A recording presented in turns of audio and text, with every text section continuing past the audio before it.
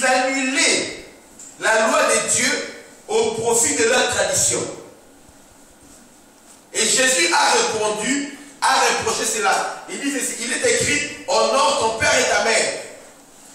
Jésus a dit que, mais vous dites ceci, celui qui n'honore pas son père celui qui dit à son père et ta mère, ce dont j'aurais pu t'assister avec un corban, c'est-à-dire corban, c'est-à-dire une faute à Dieu, cette personne n'est plus tenue d'honorer son père et sa mère. C'est-à-dire que Dieu demande d'honorer le papa et la maman. Une manière d'honorer ce qu'on veut dire là, c'est-à-dire qu'il faut prendre soin d'eux.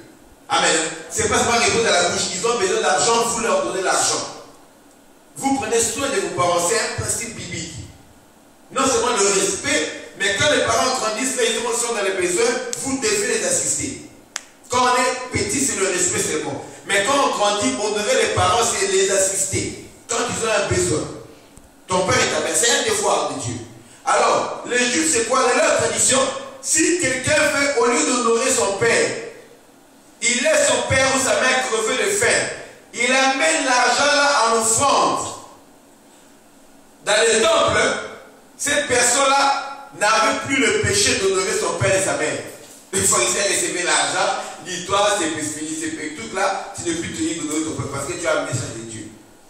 Jésus a dit, vous annulez ainsi la loi de Dieu au profit de votre tradition. Pourtant, cette tradition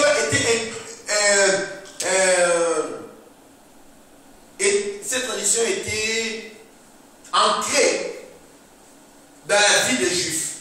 Alors, dans la vie chrétienne également, il y a ce qu'on appelle, ce qu'il y a comme des traditions. Dans la vie chrétienne, il y a ce qu'on a comme des habitudes. Ce qu'on croit être bon. Ce qu'on croit que c'est normal. Alors, dans cette tradition-là, on ne se rend pas compte, mais on devient des religieux. Les gens qui sont habitués aux choses de l'Église. Et dans la religion, l'homme apporte toujours la sienne, parce que c'est une démarche humaine. Et chaque religion, c'est pourquoi on parle de le débat sur l'islam de France. Pourquoi? Parce qu'on veut que l'islam qui fait ici soit teinté des habitudes et cultures de la France. Et des valeurs qui sont prônées par la France. Alors beaucoup de chrétiens aussi, ils ont le christianisme de la France. C'est ce que je déteste. Avoir les chrétiens de la France dans ce pays. Et dans l'église ici. Amen. On doit être un chrétien de Dieu partout où on se retrouve. On s'adapte, mais on ne change pas notre foi. On ne change pas notre engagement à Dieu par rapport à un pays ou bien une société. La manière de donner à Dieu, en France, comme on trouve comme un tabou, tu peux donner l'argent à... Tu peux dépenser l'argent, tu as tes 15 000 euros, tu dépenses ça chez des prostituées, 15 000 euros par mois, on ne te demandera pas. Amen. Tu n'es pas oui, ton téléphone ou bien ton portable, oh, tout ce que tu fais. Mais si tu dépenses aux choses religieuses de l'église, on te trouve anormal. Et c'est comme si on va te juger. Tu peux aller dépenser ça dans les jeux ou bien dans les casinos. On ne te jugera pas. Amen. Alléluia. Amen. Mais quand tu dépenses ton truc qui c'est les choses de Dieu, sache que tout le monde va te juger, va te trouver anormal. Va te trouver comme si tu es insensé. C'est terrible. Alors, ces habitudes-là entrent dans la vie de beaucoup de chrétiens. Comme aussi, maintenant ce qui est grave, c'est quand il y a des révélations comme vous êtes des dieux, les chrétiens de France, ou bien beaucoup de chrétiens religieux, quand ils entendent seulement ce titre-là, ça les fait peur. Je te fais Dieu. Ça les fait peur. Alors, attends, qu'est-ce qu'on veut encore vous enseigner là? Alléluia.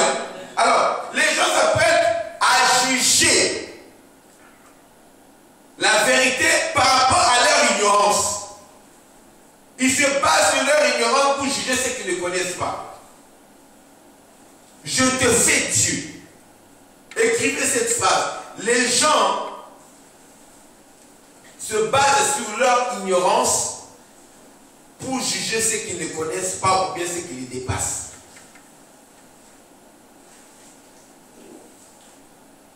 Ils se basent sur leur ignorance parce qu'ils sont ignorants. Ils se basent sur ça pour juger ceux qui les dépassent.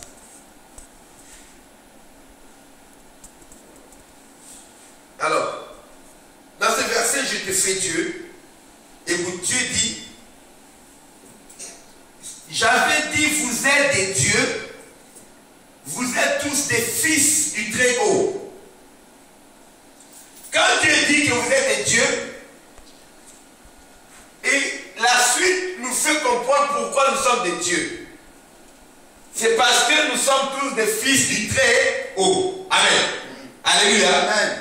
Juste avant ce séminaire, tu savais que tu es fils de Dieu. Par la foi en Christ. Tu avais accepté ça. Mais la partie religieuse de ton être et de ton intelligence a eu du mal à accepter le fait que tu es Dieu. Même quand tu lis ça maintenant, ça a du mal à entrer. Sur la parole de Dieu, quand tu es fils de Dieu, tu es Dieu. Et ça doit entrer dans votre tête, dans votre cœur, dans votre relation avec Dieu. Que tel que je suis là, je suis Dieu. Il ne faut pas que quelqu'un, vous savez que si des années auparavant tu n'as pas connu cela, bien aimé, nous ne voulons plus que vous soyez dans l'ignorance au sujet de votre divinité ou bien de la nature divine en vous. Soyez très conscients, on a trop harcelé, vous êtes possédés. Votre grand-père était sorcier, vous avez des liens jusqu'à la 3e et la 4e génération. Mais on peut parler de la première génération de mon être où j'avais la nature divine. Alléluia. Alléluia. Amen. Alléluia. Amen. Et d'ailleurs, j'appartiens à une nouvelle génération. J'appartiens à Christ et mon sauveur qui m'a engendré. Comme je suis né Dieu, là maintenant que lesquels sont nés, non du sang, ni de la volonté de la chair, ni de la volonté de l'homme, mais de la volonté de Dieu. J'achète le premier verset 13. Alléluia. Comme on est né de Dieu, nous sommes les enfants de Dieu.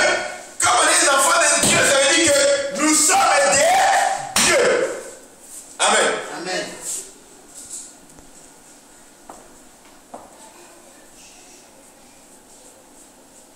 Amen.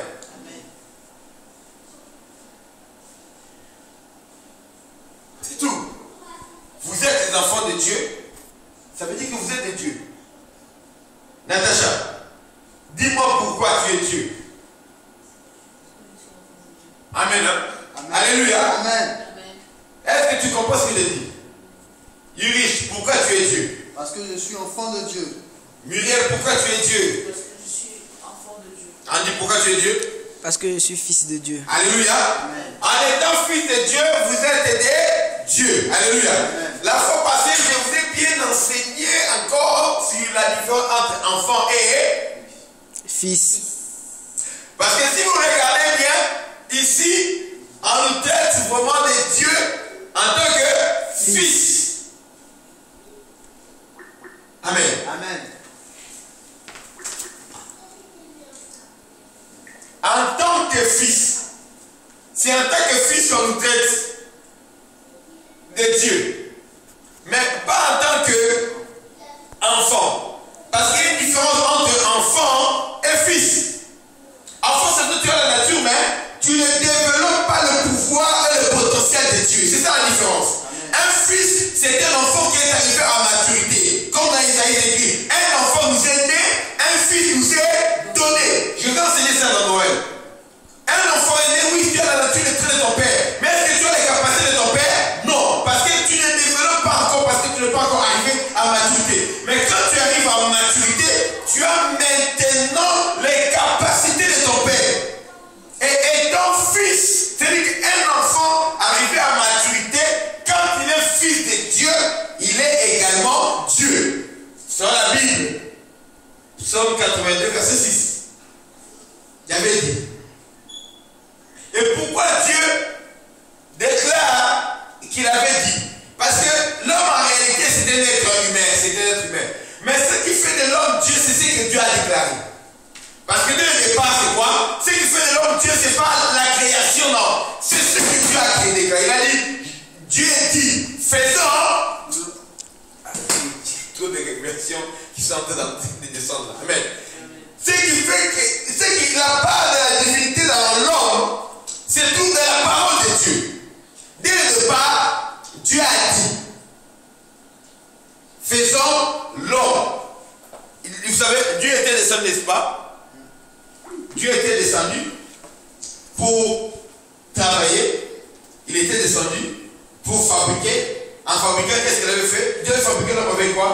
La poussière de la La terre. poussière de la terre. Amen. La poussière de la terre, là, c'est pas ça qui est la nature de Dieu dans l'homme. Non.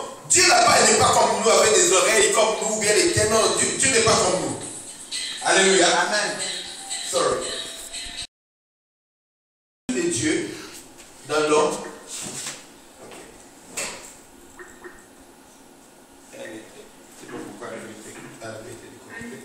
Gloire à Dieu. Alors, la nature de Dieu dans l'homme, ce n'est pas la chair que l'homme a créée avec la poussière de la terre. Non. La nature de Dieu dans l'homme, c'est tout premièrement, sa jeunesse se trouve dans la parole. Dieu dit, créons l'homme à notre image et à notre ressemblance. Le pouvoir, c'est d'abord ça. À notre image, à notre ressemblance. C'est ce qui donne déjà la nature. Et puis quand Dieu a créé, il a fini de créer, qu'est-ce qu'il a fait? Il a insufflé sa nature. Comment est-ce qu'il a insufflé sa nature dans l'homme? En soufflant dans ses narines. Le souffle de vie. Il a pris son esprit, il l'a mis dans l'homme. Alors, maintenant, quand ici dans la parole de Dieu, Dieu nous dit que j'avais dit vous êtes des dieux. Et que vous êtes par le vous êtes des dieux, vous êtes des fils du Très-Haut, nous comprenons par là que le fait d'être fils de Dieu fait de nous des dieux. C'est-à-dire que nous devons penser, agir comme des dieux. Amen. À cause de la parole de Dieu. Maintenant, si la parole nous donne le pouvoir de Dieu, Dieu doit s'étonner si le sort que nous subissons, c'est le sort d'un être humain ou bien d'un prince quelconque. Ça veut dire que dans certaines mesures, Dieu se sentirait comme s'il est obligé de ne pas répondre à certaines prières. Parce que si Dieu dit que tu es Dieu, et que tu continues à vivre, à mourir comme un simple prince quelconque, ça montre qu'il y a un élément que tu ne maîtrises pas. Quel est l'élément que nous devons maîtriser pour que nous puissions vivre la nature de Dieu? Quel est l'élément clé qui nous permet de vivre la nature de Dieu? Quel est l'élément qui permettra de ce que nous ne puissions pas mourir comme des princes quelconques? J'avais dit, vous êtes des dieux. L'élément là, c'est Jésus qui est venu nous expliquer ça. Ouvrons nos Bibles dans Jean chapitre 10. Jean chapitre 10. Nous lisons le verset.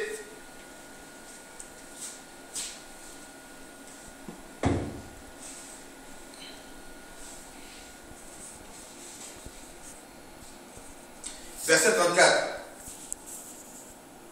34 et 35. Écrivez ça bien. Mais quand vous rentrez à la maison, vous devez lire ce cours. Parce que chaque fois qu'on vient ce cours, allez de l'avant. Vous devez lire, reviser. Quand je pose des questions, je vais avoir des réponses. Des réponses vraies. On sent que cette personne a fait à étudier. Ne jetez pas vos Bibles pour le retrouver le mercredi après. Voilà. Jean chapitre 10, verset 34. La Bible déclare.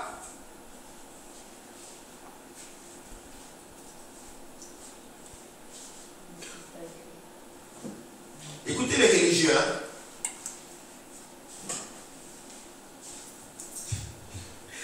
On commence à partir du verset 30 pour comprendre l'histoire qui est là. Je vais les suivre. Jésus dit, moi et le Père, nous sommes un. Les Juifs commencent à les regarder déjà. Il a dit quoi? Moi et le Père, nous sommes un. J'ai vu aussi, c'est comme s'il aimait provoquer. Hein? Il savait qu'il est devant les gens religieux. Bien aimé, le fait de ne pas déclarer la parole de Dieu te fera accepter par les gens qui t'entourent, les religieux. Mais ça te fera rejeter par Dieu. Tu manqueras ce que Dieu prévoit pour toi. Accepte de heurter la sensibilité des gens s'il le faut, mais en proclamant la vérité. Moi, le programme 2012, c'est l'année de la vérité. Nous allons proclamer la vérité. C'est que les gens ne sont pas habitués à entendre. Jésus, il savait que ces gens-là sont religieux. Et il a dit, moi et mon Père, nous sommes un. Moi et le Père, nous sommes un. 31. Et les Juifs ont compris ce qu'il voulait dire. Alors les Juifs prirent de nouveau des pierres pour les lapider. Et ils n'ont même pas voulu chercher à parler. Amen. Quand je dis seulement, moi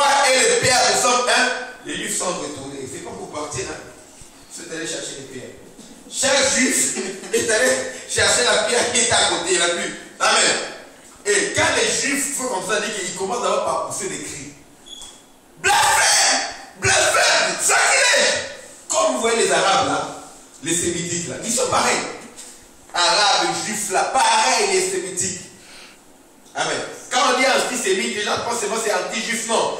Quand tu es aussi contre les Arabes, tu es antisémite parce qu'en réalité, et les Arabes et les Juifs c'est des peuples sémitiques. Amen. Alors ils ont les mêmes cultures, la culture de rien. Ils ne posent même pas Yahweh. Ils sont fâchés, ils sont allés chercher les pierres. Ceux qui criaient, ceux qui voulaient chercher des pierres en silence, ils cherchaient calmement. Je vais les suivre. Moi, ils surveillent qu'ils ne fuient pas. Parce que j'ai dit d'habitude, quand ils faisaient des choses comme ça, l'équipe était toujours proche. L'équipe des disciples. C'est-à-dire qu'au moment où ça chauffait, il y avait un signe de coach de donner, les disciples qu'est-ce qu'il faisait, il entourait et il commençait à partir doucement avec lui, il s'écartait. Alors, quand tu veux lancer une pierre chez quelqu'un comme ça, il faut suivre celui qui dit tu vas lapider Pierre à la place de Jésus. C'est-à-dire que tout se ressemblait. C'était risqué. Hein? Vous avez, oh, je suis chrétien. Mais regardez, chrétien, vous êtes avec quelqu'un, quand il sort là, vous ne savez pas ce qu'il va dire. Amen. Amen. Est-ce que ça va énerver les pharisiens? Est-ce que ça va énerver les sadducéens? Bon. Est-ce que ça va énerver le peuple juif? Est-ce que ça va énerver les Romains? Vous ne savez pas. Et ce jour-là, c'était par rapport aux Juifs. Il a dit, moi et les pères, nous sommes un. Il reste là en train de les regarder. Quand il a dit ça, ils sont allés chercher les pierres. Ces veulent crier, commencent à crier. Et ils ont compris. Et quand ils sont venus maintenant, écoutez. Alors les Juifs prirent de nouveau des pierres pour les lapider. Jésus leur a dit, quand ils venaient avec les pierres, la Bible ne ment pas. Amen. Hein? Là, regarde qu'ils ont pris des pierres pour les lapider. Quand ils ont pris leurs pierres, en venant comme ça, Jésus a commencé à parler. Attendez. Vous voulez me tuer pourquoi? Attendez. Je vais parler, puis si vous voulez me tuer, vous allez le tuer.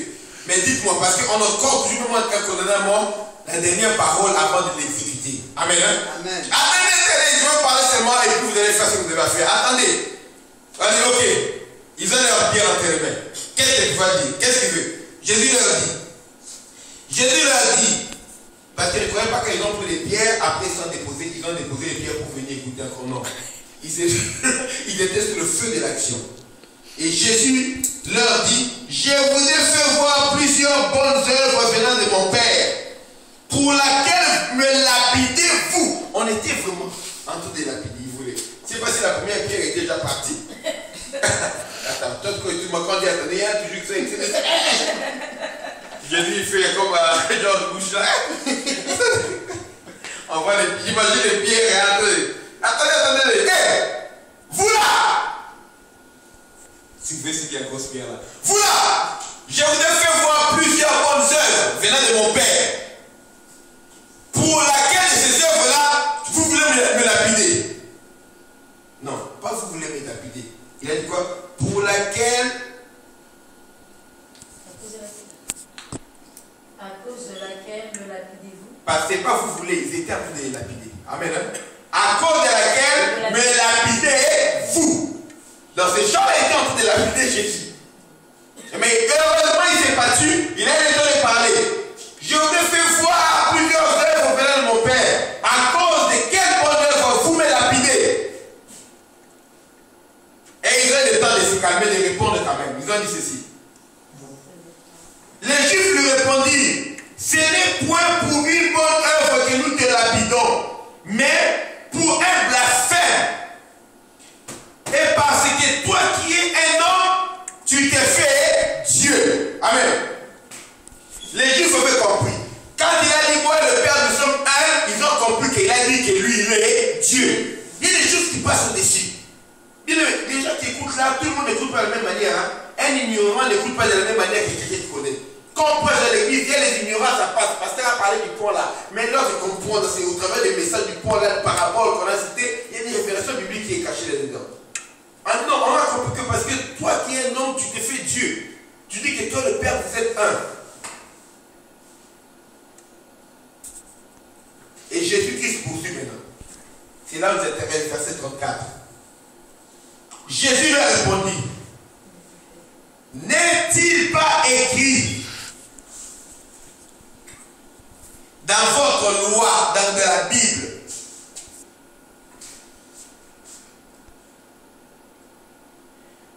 j'ai dit, vous êtes des dieux. Amen.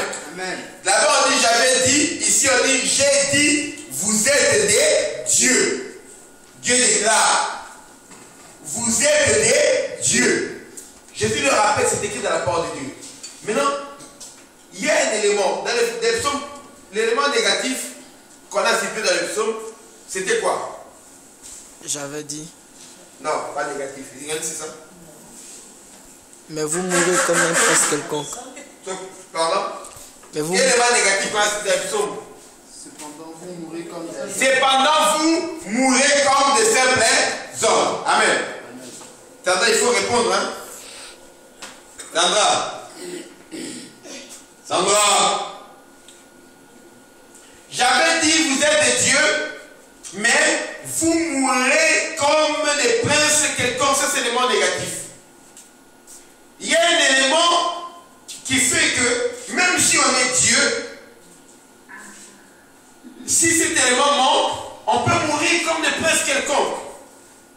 Et Jésus leur rappelle, dit, j'avais dit, vous êtes des dieux, mais vous mourrez comme des princes quelconques. Et Jésus continue en disant ceci.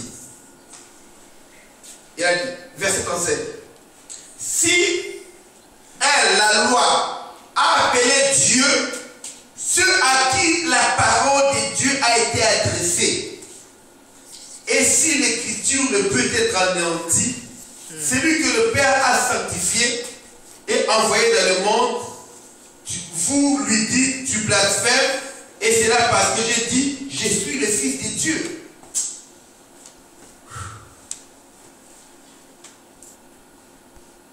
Selon Jésus, il y a un élément qui fabrique des dieux. Il y a un élément qui fabrique des dieux. Dans le psaume, on dit, j'avais dit, vous êtes des dieux, vous êtes tous des fils du Très-Haut. Et vous mourrez, mais vous mourrez comme des princes quelconques. Amen. Et Jésus a expliqué pourquoi ces gens-là, Dieu avait dit sont des dieux. Jésus a dit que ceci. N'est-il pas écrit dans votre loi, j'ai dit vous êtes des dieux. Maintenant Jésus lui dit que, et si la loi a appelé Dieu ceux à qui la parole a été adressée. Donc, qui sont des dieux? C'est ceux qui sont appelés fils de Dieu qui sont des dieux. Et pourquoi ils sont des dieux? Selon ce verset de 35, là déclare que la loi appelle Dieu ceux à qui la parole a été adressée. Amen. Ceux qui ont reçu la parole, ceux à qui la parole a été adressée, la loi les appelle Dieu. La loi les appelle Dieu. Tout ça, ce sont dans la connexion.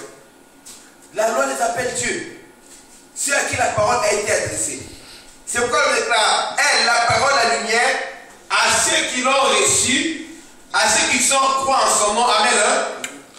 La parole leur donne le pouvoir de devenir enfants de Dieu. Ça ne change pas. La parole leur donne le pouvoir de devenir enfants de Dieu. Ceux-là qui ont reçu la parole. Ceux à qui la parole de Dieu a été adressée. Vous savez pas que depuis même l'Ancien Testament, Dieu voulait octroyer la qualité, la capacité de Dieu à ceux qui recevaient la parole. Amen. Amen. Pas seulement ceux-là qui pratiquaient la loi, les préceptes, parce que les pharisiens qui venaient devant lui étaient des gens qui étaient forts dans les préceptes. Mais ceux qui gardaient, David dit, je serre ta parole à mon cœur afin de ne pas pécher contre toi. Amen. Ceux qui serraient la parole dans leur cœur, ils développaient la nature de Dieu. Or que les gens qui s'attachent au précepte et tout ça, ils perdent même la nature de Dieu, mais ils s'attachent aux lois. Ils deviennent des tombeaux blanchis. Amen. Amen. Il ne peut pas saisir la révélation de Dieu. Et Jésus-Christ, depuis dans tout son ministère, a décrié des gens pareils, des religieux, des gens qui ne savaient pas saisir la différence entre la révélation de Dieu et simplement les préceptes et les lois, les gens qui ne pratiquaient pas la miséricorde à cause de la loi de Dieu. Alors, selon le Seigneur, Jésus-Christ, il y a un élément qui nous permet de vivre, de recevoir la nature de Dieu et de vivre la nature de Dieu. Et c'est écrit dans Jean chapitre 10, verset 35. Et c'est quoi cet élément qui nous permet de recevoir la nature de Dieu et de vivre la nature de Dieu? C'est quoi cet élément? La parole. Alléluia. Écrivez ça encore. Amen. Hein? C'est quoi? C'est la parole de Dieu.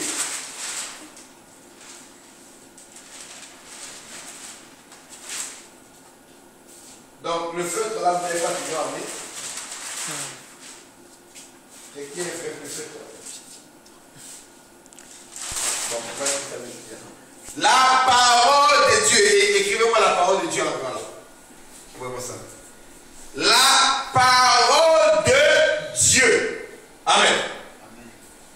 La parole. C'est l'élément qui te permet de recevoir la nature de Dieu. Là, déclare que la loi appelle Dieu ceux à qui la parole a été adressée. Quand tu reçois la parole fait de toi Dieu. Quand tu acceptes la parole te donne la nature de Dieu. Jean 1, verset 12 dit là, ceux qui ont reçu, ceux qui croient en son nom, la parole leur donne le pouvoir de devenir enfants de Dieu. Alors dans le psaume, c'est écrit quoi? J'ai dit, vous êtes des dieux, vous êtes des fils du Très-Haut. On parle de Dieu, on parle d'enfants de Dieu. C'est en relation. Amen. Et quand Jésus a répété ce verset, il a dit que moi et le Père, nous sommes un. On a voulu le lapider. Et il a dit, pour quelle bonne œuvre que je voulais lapider? Parce que je veux faire voir beaucoup de bonnes œuvres venant de mon Père. Ils ont dit non, nous ne voulons pas te lapider à cause d'une bonne œuvre. Nous voulons te lapider parce que toi qui es homme, tu te fais Dieu. Amen. Amen. Alors Jésus a dit, il est écrit dans votre loi, j'ai dit, vous êtes des dieux. Amen. Et écrit, et si la loi appelle Dieu ceux à qui la parole a été adressée, et vous, celui que le Père a sanctifié et envoyé, vous dites qu'il blasphème parce que j'ai dit quoi? Je suis le Fils de Dieu. Alléluia. Il avait dit je suis un avec Dieu. On a dit que tu es Dieu. Et lui, vous savez où était le problème? Quand il dit c'est que je suis, il a dit quoi? Je suis Fils de Dieu. C'est-à-dire que c'est que vous êtes que je suis Dieu, vous me tuez parce que j'ai dit je suis Fils de Dieu. Parce que vous avez compris que en disant que je suis Fils de Dieu, j'ai en fait dit que je suis Dieu. C'est ce que les chrétiens ne comprennent pas. Quand on dit que tu es enfant de Dieu, ça veut dire que tu es Dieu. Selon les Écritures. On va prendre les prochains 2000 ans pour enseigner ça aux enfants de Dieu. Si Jésus ne revient pas dans 10 ou 20 ans, c'est combien demain? Amen. Amen. Si on dit qu'encore, ne cherchez pas les extraterrestres dans les grands groupes, c'est nous les extraterrestres. Alléluia. Amen. Amen. Amen. Je lève les bateaux, je m'accrochais par haut. Je marche sur l'eau pour attraper les bateaux. Amen. Je suis au sommet de l'immeuble là en feu. De World Trade Center. Que je me jette en bas. Je ne jette pas. Comment ça monter? Je suis monté. Je monte. Parce que avec temps là, tu vas faire quoi? Que je me jette, que je brûle. Je monte, Seigneur, je suis Dieu. J'utilise ma nature. Je monte. Et après, je vais atterrir. C'est écrit. Jésus l'a arrêté. De la même manière qu'il voulait faire monter, de la même manière qu'il voulait faire revenir. Comme sur la parole, on peut monter, on peut aussi revenir. Il est écrit, il ordonnera à ses anges de te porter de leurs mains, de peur que tes pieds ne heurtent contre une pierre. Oui. Oh, tu ne tenteras pas ton Dieu quand tu es à l'aise comme ça, tu jettes. Oui, là c'est tenter Dieu. Mais lui-même est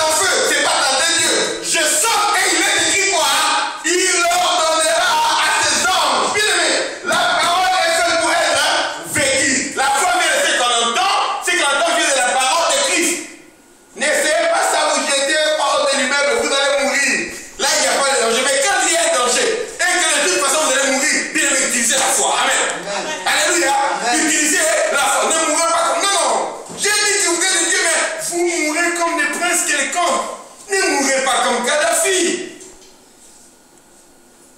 Amen. Amen. Alléluia. Amen. On va t'attraper là, peu importe, mais il y a des gens des illettrés, ils n'ont pas brossé leur bouche, ils sont en train de crier, leur gueule est en train de crier autour de toi, et puis on te met une balle dans la tête. Non!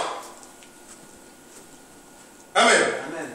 Comme ça, vous devez sentir. On vient arrêter Jésus. Il dit, qui cherchez-vous? Jésus de Nazareth. Il dit, c'est moi. Les gens reculent, tout par terre. Ils s'élèvent. Qui cherchez-vous? Vous savez que laissez partir ces gens, je me livre. Vous ne m'arrêtez pas, mais je me suis livré. Quand je vais, je me livre. Quand je ne vais pas, vous ne m'arrêterez pas. Oh, vous blaguez, hein? Il y a des gens de ce monde avec des pouvoirs occultes, ils ont fait des choses. Des pouvoirs bizarres. Hein? Il faut que c'est l'histoire de Yasser Arafat. Voilà, l'hélicoptère il était tombé. On voit les gars, là, ils sortent vivants seuls. Des verres. Comment ils sont sortis là? Il y a trop d'histoires dans la vie. Il y a des gens qui utilisent d'autres pouvoirs, mais nous avons le pouvoir de Dieu. Les païens, ceux qui utilisent le pouvoir démoniaque, ils connaissent. Moi, je connais des gens, même peu pour l'accident, ils sortent du trou, mais le pouvoir démoniaque, en connaissant pas des légendes, c'est vrai. Nous aussi, nous sommes capables. Et des fois, Dieu le fait sans que nous puissions demander. Tu fais un accident, mais tu te retrouves projeté. La voiture est fracassée et toi, tu es indemne. On te demande comment tu es sorti de là. Tu dis, moi aussi, je ne sais pas. Non, c'est Dieu qui t'a fait sortir. Alléluia. Parce qu'il est écrit, l'ange de l'Éternel campe autour de ceux qui craignent Dieu et les arrache du danger. Ça, Dieu peut intervenir, mais moi-même quand je me trouve en danger, je peux faire intervenir le pouvoir de Dieu qui est dans ma vie. Amen. Je vous dis la vérité. Nous sommes capables de le faire. J'ai dit, vous êtes de Dieu. Et l'élément qui fait que nous puissions être de Dieu et que nous puissions utiliser le pouvoir de Dieu pour ne pas mourir comme les humains, c'est la parole. Amen. On va étudier la parole en profondeur pour vivre la nature de Dieu. Amen. Voilà, nous avons fini. Acclamons le nom du Seigneur.